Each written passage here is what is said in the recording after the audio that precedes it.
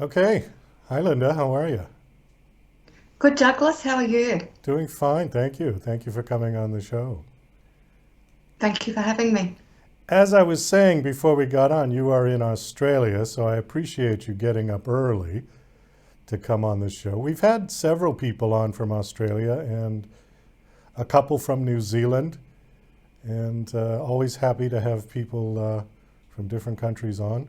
You are the Smart Travelista. Is it Travelista or Lista? How do you pronounce that? You can say it any way you like, Douglas, but yeah, Smart Travelista. Which basically means what? You're a travel blogger? Yeah, so travel blogger, travel writer, and travel author. And the Smart Travelista is really about someone, a travelista is someone that knows sort of the trends and the handy sort of tips as far as travel. But you're a smart travelista if you follow my tips. And it's all around money saving when you travel. Okay, so this is tips on how to stretch your dollars when you go abroad. It's not youth hostel type travel, is it? Or is it catered to everybody's personal tastes?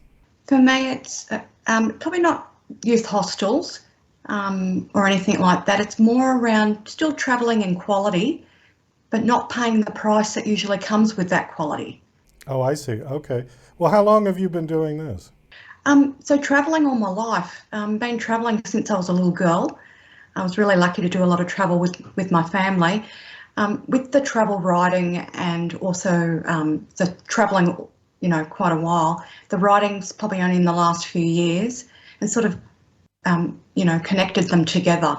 Are you sponsored at all? In other words, will the hotels or the airlines pay you to write about your experience or give you free Yes, tickets or free rooms or something like that? Yeah. not so much free rooms, but quite big discounts. So normally I will approach them, and if I'm going to be, in a city, would they like me to do a blog or feature them on my website? So yeah, so it's just about approaching them. I was formerly a travel agent, so used to deal with a lot of hotels, airlines, and all those sort of services. So I've got quite good relationships with a lot of the travel services. So yeah, so it's wherever I'm travelling to. Say, lately it's only been within Australia because of the pandemic, but say I'm going to Sydney, I would say, going to be in the city, going to be doing a few articles, and then it's just about talking to them. And usually they'll say, "Yep, we'll have you. We'll take you for a tour." And yeah, so just sort of a bit like that. But then there's also whatever city I'm in, it's about the tourist and the money saving tips. So you're in Australia. The last person I had on from Australia, which was only maybe 3 or 4 weeks ago, you guys were still on a pretty severe lockdown. Is that still going? I'm very happy to say today is the first day out of lockdown for people in Victoria, so in Melbourne. Sydney are actually out of lockdown. That happened, I think, about a week or two back. So our first international travel, I think, is going to be from Sydney to LA and also London is going to be mid-November. Oh, very good. Yeah, I'm sure that hurt your business because you really couldn't leave. You could leave your province, right? But not the Mm, country. yeah, so Yeah. we could. Well, lately we haven't been able to leave our province either because all the states have been closed. But yeah, it's opening up, so we're really hopeful. Australians love to travel, and I'm sure everyone else in the world does as well. So we're very excited. We've most of us are fully vaccinated. We need to be to actually leave out of Australia. So yeah, bit of excitement. People are getting excited about travel again, so it's a really good time. Well, I'm sure. I think a lot of people have cabin fever at this point because in some countries it's been 18 months where they Yeah. just couldn't leave at all. Okay, so you've been doing this for quite some time. I was going to ask you where you've been, but I'd rather ask the other way around. I'd rather ask you where you haven't been and where you would Or like to haven't been. go. Yeah. Yeah, sure. Haven't been to Russia or South America. So we really would love to go there. Also, Greece is on my bucket list. So when I go to London, I think probably next year, I'd love to go to Greece. But yeah, there's probably a few places that I haven't been to, but I've been through Europe, Asia, around Australia, through the Pacific, to the States as well. Love America; it's really great. So yeah, it's so many places, but never enough time, Douglas, to see them all.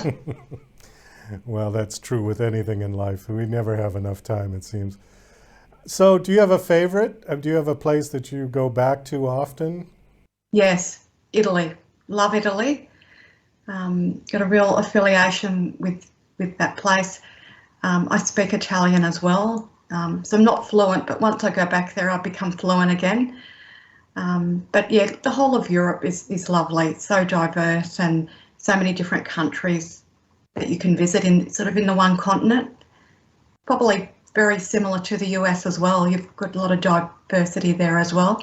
Traveling in the United States for us, because we're just used to it, normally we drive or fly if it's far. But we like to drive in this country. At least I do. So if I was going to, even from Las Vegas, if I was going to go to Texas, I would definitely drive versus flying unless I was in a hurry. But we have so many motels that if you just need a bed for the night, there's hundreds of different, and they're all about the same price.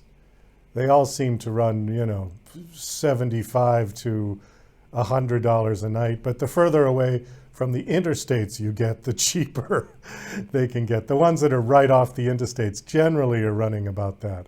I did a cross-country trip in 2013, and that's about what we spent per night. But you mentioned Italy. I'm curious because I've heard that Europe is very expensive for people to travel there with food and with lodging.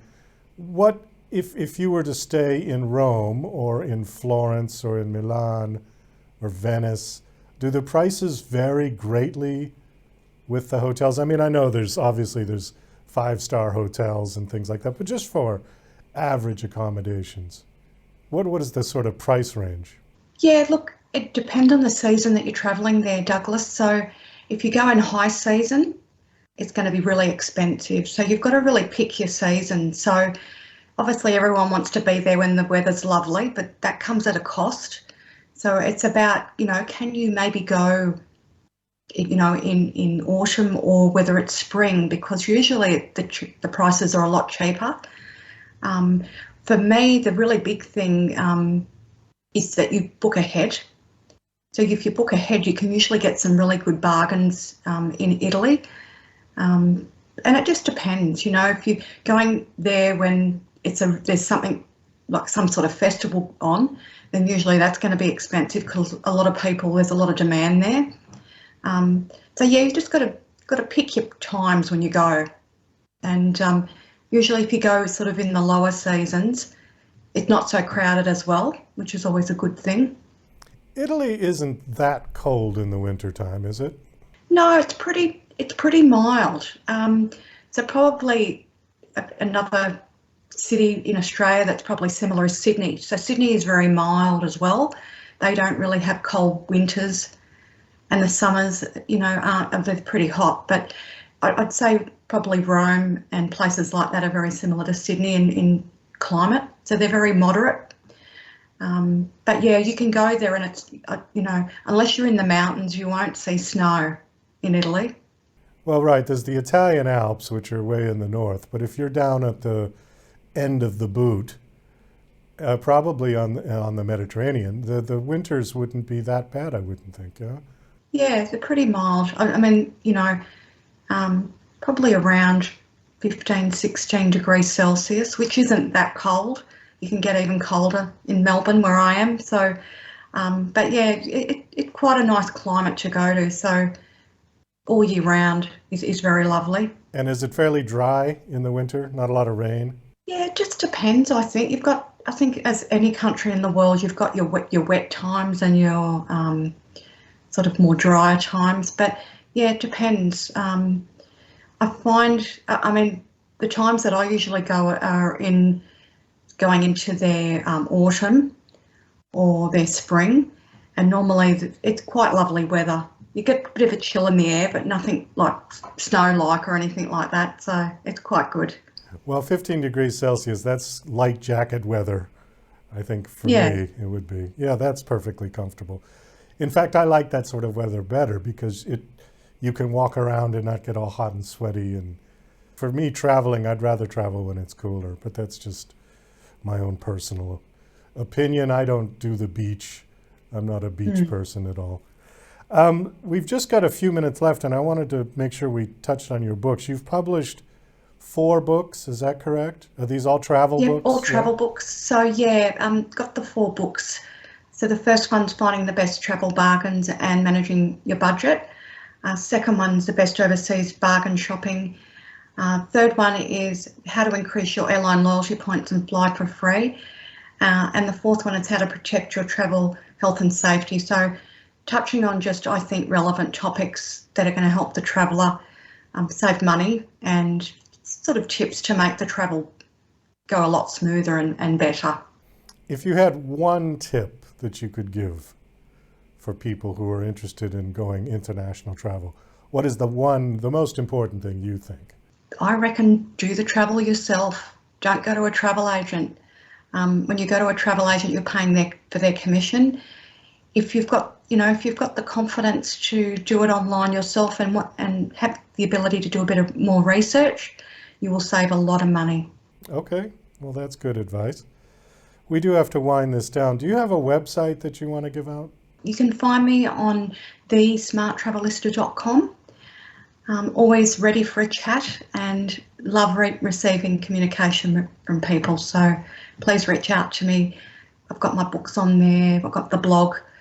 But yeah, you can also find me on social media, Twitter, Facebook or Instagram. Okay, what is your handle on those social media sites? So I'm the Smart Travelista on Facebook and Instagram, and _Travelista on Twitter. Okay, great. Well, Linda, thanks so much for coming on the show and sharing.